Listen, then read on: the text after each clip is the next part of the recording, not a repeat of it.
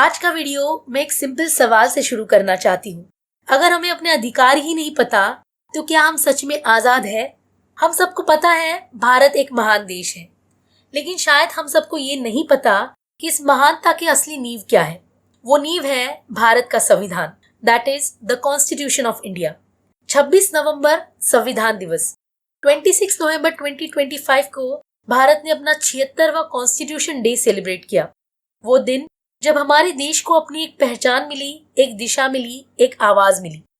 लेकिन सच ये है कि हम में से बहुत सारे लोग संविधान को सिर्फ एक किताब समझते हैं या एक सब्जेक्ट, परंतु संविधान एक किताब नहीं, एक कवच है। वो कवच जो हर भारतीय नागरिक को सुरक्षा देता है, चाहे वो अमीर हो या गरीब, चाहे पुरुष हो, महिला, बच्चा, सीनियर सिटीजन, स्टूडेंट या वर्कर।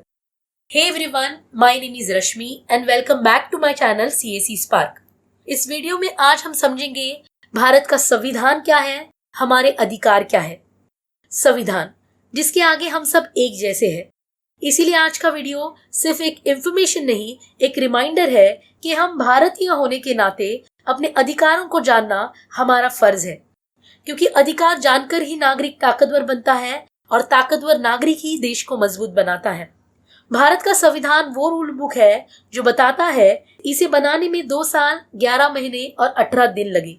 हमारा प्रियम्बल यानी संविधान की प्रस्तावना कहती है, हम भारत के लोग भारत को एक संपूर्ण प्रभुत्व, संपन्न, समाजवादी, पंथनिरपेक्ष, लोकतंत्रात्मक गणराज्य बनाने के लिए तथा उसके समस्त नागरिकों को सामाजिक, आर्थिक और राजनीतिक न्याय, विचार, अभिव्यक्ति, विश्वास, धर्म और उपासना की स्वतंत्रता, प्रतिष्ठा और अवसर की समता प्राप्त करने के लिए तथा उन सब में व्यक्ति की गरिमा और राष्ट्र की एकता और अखंडता सुनिश्चित करने वाली बंधुता बढ़ाने के लिए दृढ़ संकल्प होकर अपनी संविधान सभा में आज तारीख 26 नवंबर 1949 को एतद द्वारा संविधान को अंगीकृत, अधिनियमित और आत्मप्रीत करते हैं।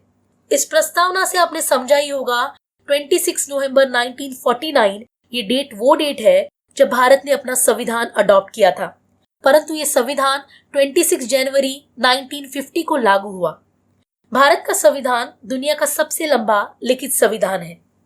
डॉक्टर BR आम्बेडकर जी के अध्यक्षता में और बाकी ड्राफ्टिंग कमेटी मेंबर्स जैसे कि N Gopalaswami Ayyangar, Alladi Krishna Swami Iyer, doctor KM Munshi, Syed Mohammad Saadulla, N Madhavrao और TT कृष्णमाचारी, इन सब ने मिलकर भारत का संविधान लिखा था। Doctor BR Ambedkar ji played an very important role, therefore he is recognized as a father of Indian Constitution।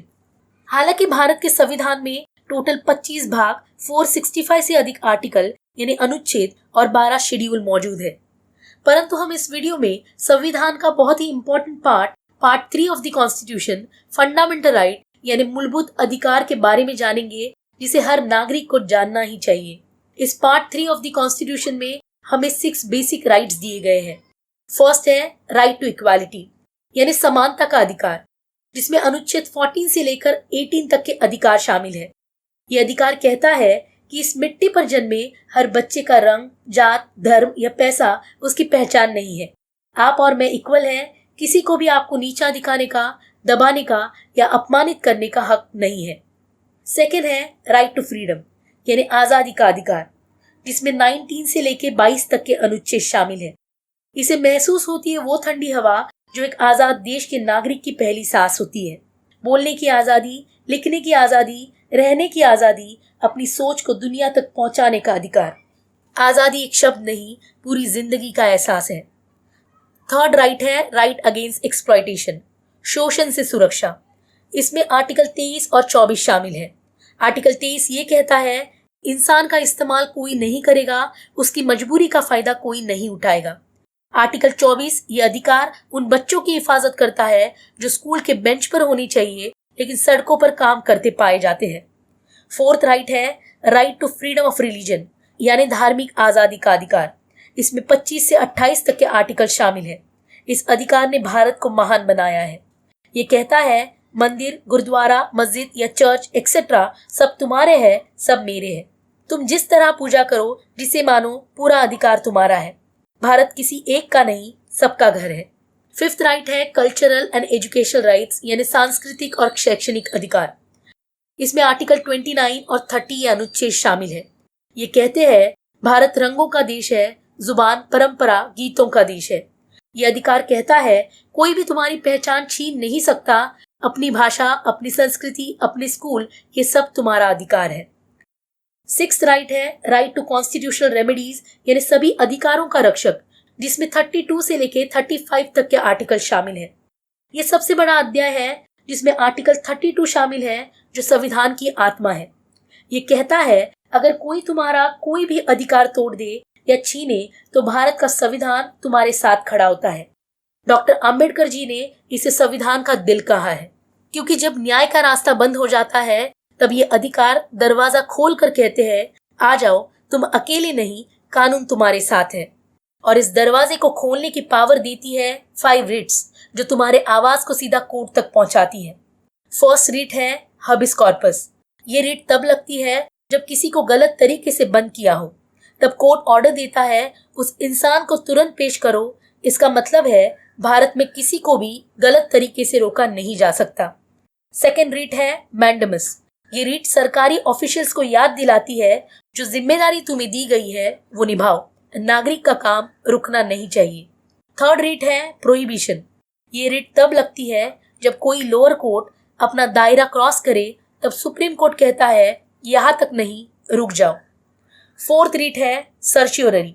इस रिट में ऊपर की कोर्ट नीचे के कोर्ट का डिसीजन कैंसिल करती है अगर जजमेंट गलत हो तो। फिफ्थ रिट है को वारंटो। ये रिट पूछती है तुम इस पद पर किस अधिकार से बैठे हो। अगर कोई पोजीशन गलत तरीके से ली गई हो तो कोर्ट उसे हटा सकता है। नेक्स्ट आर्टिकल है article number 33, power of parliament to modify the rights conferred by this part in their application to arm forces, police etcetera. यह आर्टिकल कहता है देश की सुरक्षा सबसे ऊपर है, इसलिए arm forces, police, intelligence agency जैसे लोगों के कुछ राइट्स लिमिट किए जा सकते हैं ताकि वो देश की रक्षा बिना किसी दिक्कत, बिना किसी कंफ्यूजन के कर सके। Example, parliament enacted police forces restrictions of rights act 1966। Under this law police personal क्या नहीं कर सकते?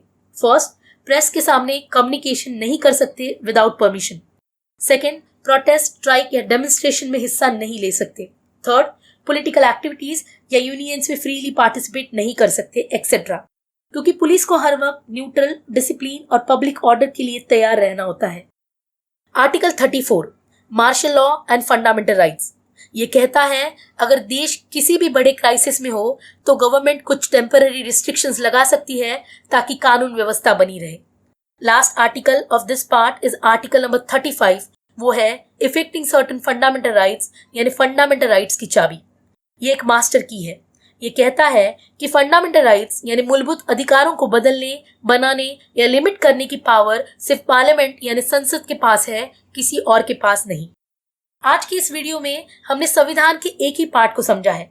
वो पार्ट काफी महत्वपूर्ण है जिसे जानना हर नागरिक का अधिकार है। एक भारतीय नागरिक होने के नाते एक बात हमेशा याद रखिएगा, संविधान सिर्फ एक किताब नहीं, ये हमारे दादा परदादाओं की मेहनत का परिणाम है। उन फ्रीडम फाइटर्स ने, उन स्कॉलर्स ने अपनी जिंदगी लगा दी ताकि हम ऐसे देश में जी सके जहाँ डिग्निटी हो, जहाँ बराबरी हो, जहाँ आजादी हो। 26 नवंबर का संविधान दिवस हमें याद दिलाता है कि आजादी मिलती नहीं, संभाली जाती है, और आजादी तभी संभाली जा सकती है जब हम अपने अधिकार और कर्तव्य दोनों को जानें। चलिए आज हम सब मिलकर मेरे इस चैनल CSE स्पार्क के माध्यम से एक प्रॉमिस करते हैं कि हम सिर्फ भारतीय बाय बर्थ ही नहीं बल्कि हम ज्ञान से भी भारतीय बनेंगे और जिम्मेदारी से पूरे गर्व के साथ भारतीय बनेंगे, क्योंकि संविधान हमें सिर्फ अधिकार ही नहीं देता, वो हमारे फ्यूचर को सिक्योर करता है, और वो फ्यूचर जो हम सबका है, मेरा, आपका, हम सब भारतवासियों का। ये थी इंफॉर्मेशन भारत के संविधान के पार्ट 3 यानी मूलभूत अधिकारों की। अगर आप चाहते हैं मैं संविधान के बाकी भाग भी एक्सप्लेन करूं तो मुझे कमेंट करके जरूर लिखिएगा, और ऐसे ही नए नए वीडियोस के लिए मेरे चैनल को लाइक, शेयर एंड सब्सक्राइब जरूर करिएगा। मिलते हैं एक ऐसे ही नए और इंटरेस्टिंग टॉपिक के साथ। Till then, good bye, take care and जय हिंद।